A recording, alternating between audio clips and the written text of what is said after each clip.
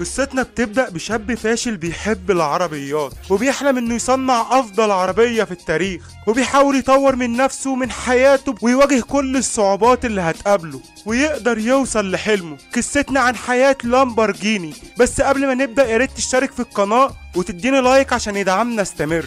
فيلمنا بيبدأ في قرية تيشنتو الإيطالية بعد الحرب العالمية التانية، وبيكون فريتشو لامبورجيني لسه واصل من الحرب وبيكون معاه صاحبه وشريك الكفاح ماسيو. وفريتشو بعدها بيستأذنه وبيروح يشوف خطيبته، وبعدها بياخدها وبيطلعوا على بيت اهله وبيروح على مزرعة لامبورجيني. واول ما بيوصل اخواته بيكونوا فرحانين جدا بيه وبيكونوا سعداء انهم اخيرا شافوه وقدر ينجو من الحرب ويرجع تاني لاهله، ووالده بيكون فخور بيه جدا. وبعدها بيعملوا وليمة على شرف فريتشو وبيكونوا سعداء جدا ان هو اخيرا وصل من الحرب.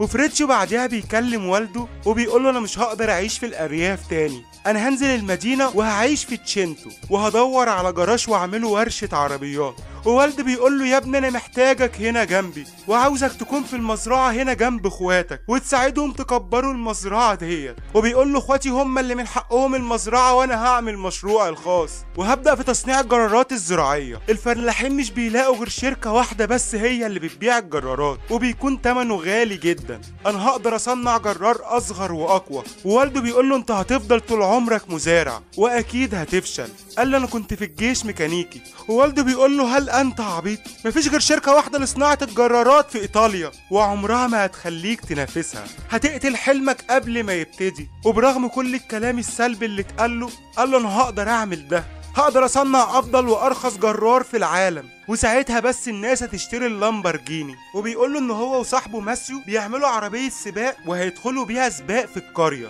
ولو قدروا يكسبوا هياخدوا مكافأة مالية كبيرة جدا وهيقدروا يبنوا بيها حلمهم، والناس ساعتها هتعرف العربية بتاعتهم وهيعرفوا هم مين وهنقدر نبيع الجرارات. ووالده بيقول له يا ابني اللي انت بتقوله دوت غلط، هتضيع حياتك كلها في الوهم. قال له انت مش مؤمن بيا ومش مؤمن بموهبتي. والده رد عليه وقال له انا خايف عليك يا ابني لا تخسر سنين حياتك في الوهم. وبعدها فريتشو بيطلب ايد خطيبته واخيرا بيتجوزوا. وبعدها بيعدي 6 شهور على كلامه مع والده وبيجي يوم السباق وماسيو بيكون هو اللي هيسوقه وفريتشو بيكون هو اللي هيساعده.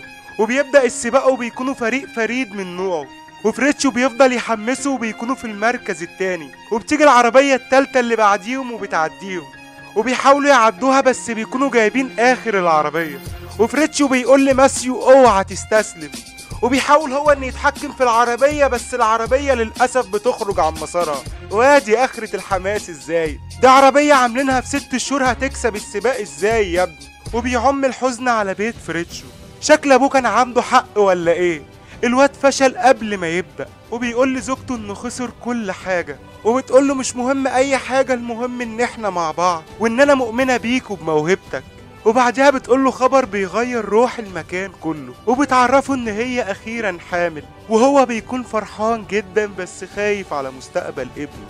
وفريتشو ما بيستسلمش وبيروح لوالده وبيطلب منه فلوس عشان يبدأ مشروع عمره، ووالده بيديله كل الفلوس اللي معاه بس فريتشو بيقوله انها مش هتكفي حتى نبدأ المشروع. ووالده بيديله ورق المزرعة عشان يرهنها، وابوه آمن بيه وبموهبته وعرف ان هو مش هيتنازل عن حلمه وبيروح يرهن المزرعة وبياخد الفلوس وبيرجع بيهم لزوجته. وزوجته بتقوله ايه اللي انت عملته ده؟ المزرعة ديت من حق اخواتك، هما اللي تعبوا فيها وهما اللي كبروها، انت ليه شايف حلمك اهم من حلمهم؟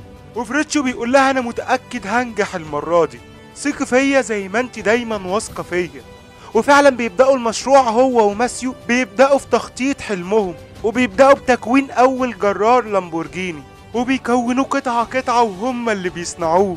وبيكون في بنت بتعدي كل يوم قدام الورشة واسمها إنيتا، وماسيو بيكون معجب بيها جدا وفريتشو بيحاول يقربهم من بعض وبيحاول يخليهم يتعرفوا على بعض، بس أنيتا مش شايفة ماسيو أصلا. وبيعدي فترة وأخيرا بيقدروا يجهزوا أول جرار لامبورجيني وفريتشو بيروح يعرضه للبيع وبيتفق على صفقة ب1000 جرار هيبيعوهم للبنك. بس في الوقت دوت بتكون زوجته بتولد وهو ما يعرفش، وبيروح وبيكون فرحان جدا ان هو اخيرا قدر يحقق حلمه وهيبدأ اول خطوة في مشروع حياته.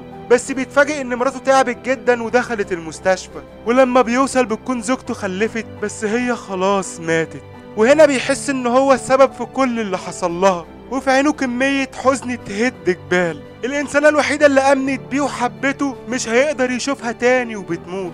وبعدها بيروح الورشة بتاعته وبيكون عاوز يدمر أول جرار عمله، بس بيفتكر ابنه وأهله اللي وثقوا فيه، فبيحاول يتأقلم مع الوضع وبيروح يدفن مراته. وبيعدي شهرين بعد موت مراته وبيكونوا سلموا أول شحنة جرارات ليهم، وبيكونوا قاعدين وبيحتفلوا، وبتدخل عليهم البنت اللي اسمها أنيتا، وماسيو بيكون لسه معجب بيها، وفريتشو بيقول له روح كلمها، مش هتخسر حاجة واستغل الفرصة. وبيقول له أنا هستناك بره المطعم لحد لما تخلص. وبعدها فريتشو بيكون قاعد بره وبيتفاجئ إن أنيتا هي اللي جاياله، وفريتشو بيقول لها إن ماسيو كان عاوز يكلمها في موضوع. قالت له كلمني بس أنا مش معجبة بيه، أنا معجبة بيك أنت. قال لها إن ماسيو يستاهل فرصة. قالت له أنا كمان أستاهل فرصة معاك. وبيعرفها ان هو بيحب مراته ومش هيقدر يحب حد غيرها، وهي بتقبل وبتوافق حتى لو هو محبهاش، وبتقول له انا عاوز اكون جزء في حياتك. وماسيو بيطلع من المطعم وبيشوفهم مع بعض، شكلها نهاية صداقتهم ولا ايه. وفريتشو بيروح لماسيو عشان يتكلم معاه، وماسيو بيقول له انت عارف ان انا كنت بحبها. وفريتشو بيقول له تقبل الواقع، هي عمرها ما حبتك ولا شافتك من الاصل، لو عاوزنا اسيبها دلوقتي هسيبها، بس هي عمرها ما هتكون ليك.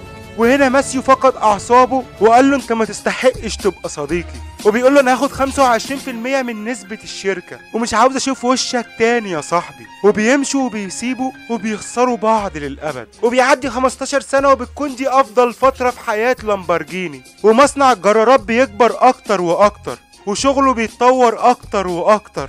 وبيروح يقابل زوجته الجديدة أنيتا وبيكون كمل معاها حياته، وبتقول له لازم تقرب من ابنك اكتر من كده. قال لها انا بديله كل اللي هو محتاجه، فلوس وعربيات وكل اللي هو عاوزه. قالت له هو محتاجك انت. بس فريتشو مش قادر ينسى ان ابنه كان السبب في موت والدته. وبعدها بيكون عنده مشكلة في عربيته الفراري، وبتكون المشكلة في ناقل الحركة. وبيجي واحد اسمه بوب ويلس وبيقول له انا عاوز اشتغل معاك، انا كنت شغال في مصنع فراري قبل كده. وبيختبره بيخليه يصلح معاه العربيه، وبيقول له ان معظم عربيات فراري عندهم نفس المشكله في ناقل الحركه. وفريتشو بيفكر انه يصنع ناقل الحركه لعربيات فراري ويكون شراكه مع العملاق فراري. بس لما بيروح يقابل ينزو فراري بيتفاجئ من كلامه معاه. وفريتشو بيقول له انا عندي 7 عربيات فراري، بس كل العربيات فيهم مشكلة واحدة بس، مشكلة في ناقل الحركة. وبيعرض عليه انه يصنع له ناقل حركة ب10% من تكلفته بس، وتبقى شركة لامبرجيني هي المتخصصة في صناعة ناقل الحركة لشركة فراري، ويكونوا شراكة مع بعض. بس فراري بيرد عليه وبيقول له واحد بتاع جرارات عاوز يعدل على عربيات ينزو فراري، وكمان عاوز تشاركني. يا اخي تبا لاحلام البسطاء، انت فلاح ارجع لمزرعتك. وفراري ما بيكونش عارف هو اشعل غضب مين.